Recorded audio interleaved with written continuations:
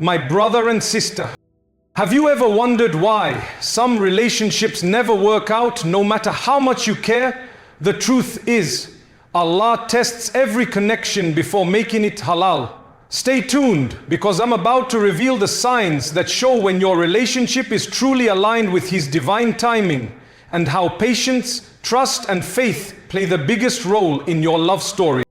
In relationships, Allah often tests the heart through emotional trials long before a marriage becomes halal. These tests are not punishments, they are filters. They expose what is real, sincere and aligned with faith, and what is temporary, impulsive or rooted in desire. When emotions intensify, a person's true character becomes visible. Their patience, honesty, loyalty and ability to handle discomfort all rise to the surface. Sometimes Allah allows misunderstandings, distance or moments of emotional weakness to occur so that hidden feelings and hidden flaws are revealed. A person who truly values you will remain steady even when things become uncertain. But someone who is driven only by desire will quickly detach, blame or show inconsistency. Through these emotional tests, Allah separates those who love for His sake from those who love for selfish reasons. Emotional trials also strengthen the believer. They teach you not to attach your heart to someone who was never meant to stay. They push you to rely on Allah first, not the person. And when someone passes these trials with patience and sincerity, the relationship becomes purified. Only then does Allah open the path to a halal bond, one built on truth, intention and spiritual maturity. One of the greatest mercies from Allah is His protection from attachments that would harm your heart, faith or future. Not every bond you desire is good for your soul. Sometimes, what feels emotionally comforting in the moment may secretly be draining your energy, weakening your spirituality, or pulling you away from your purpose. Allah in His divine wisdom removed certain people from your life not to hurt you, but to protect you from long-term damage you cannot yet see. Harmful attachments often come disguised as love, excitement, or companionship. But over time they create emotional dependency, cloud your judgment, and make you neglect what truly matters. Allah tests the heart by creating distance, conflicts, or sudden endings, each one acting as a divine intervention. These moments are painful, but they are also clarifying. They reveal who was temporary, who was misleading, and who was never written for you. When Allah protects you from someone, He is safeguarding your dignity, your peace, and your destiny. He is realigning your heart back toward Him. And although the separation hurts, it saves you from a greater heartbreak ahead.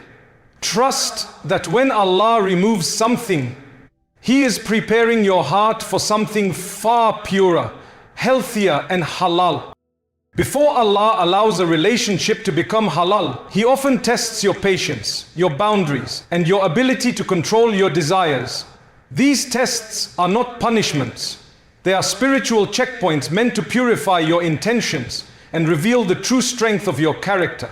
In a world where emotions run fast and temptations are everywhere, Allah wants to see whether you can honor His limits, even when your heart is deeply attached.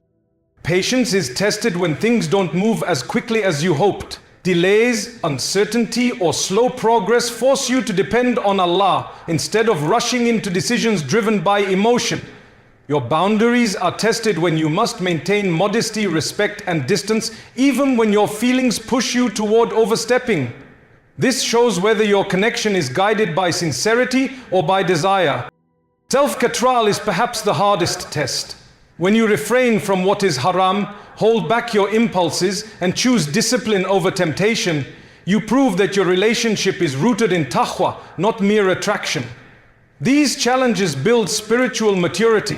They protect you from regret and purify your intentions so that if the relationship becomes halal, it starts with strength and blessing, not sin. Through these tests, Allah molds you into someone capable of love that is responsible, respectful, and righteous. When you pass them, you are preparing yourself for a relationship that is not only emotionally beautiful, but spiritually safe. Before Allah brings two people together in a halal marriage, He often guides them through a phase of spiritual alignment. This stage is not about finding someone perfect, it's about preparing you to become the right spouse. Marriage in Islam is not just a partnership of two bodies, but a union of two souls walking toward Allah together. For that, both hearts must be spiritually ready. Spiritual readiness begins with self-awareness. Allah may slow down your love story so you can recognize your emotional weaknesses, unresolved wounds, or habits that could harm a future marriage.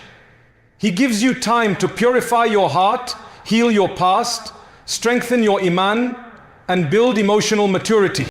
This readiness also includes developing taqwa, the consciousness of Allah in your decisions, feelings, and interactions. When you learn to choose halal over haram and patience over impulse, you are building the character needed for a peaceful home. Allah wants the foundation of your marriage to be deen-centered, not desire-centered. Sometimes He keeps two people apart just long enough for them to grow individually. Other times He removes someone temporarily so both can return better, wiser, and more grounded in faith. When you finally meet or reunite in alignment, the relationship flows with ease, clarity, and blessing. Spiritual readiness ensures you don't just marry someone you love, you marry someone you can walk with toward Jannah. When Allah decides the time is right for a relationship to move towards something halal and blessed, He arranges signs of alignment that feel unmistakably divine. These signs are not loud or dramatic, they are subtle, peaceful, and deeply reassuring. The first sign is clarity. Confusion fades, overthinking reduces, and both hearts feel a sense of direction rather than chaos. What once felt complicated suddenly becomes simple. Another sign is ease. Allah removes unnecessary obstacles and clears pathways that once felt blocked.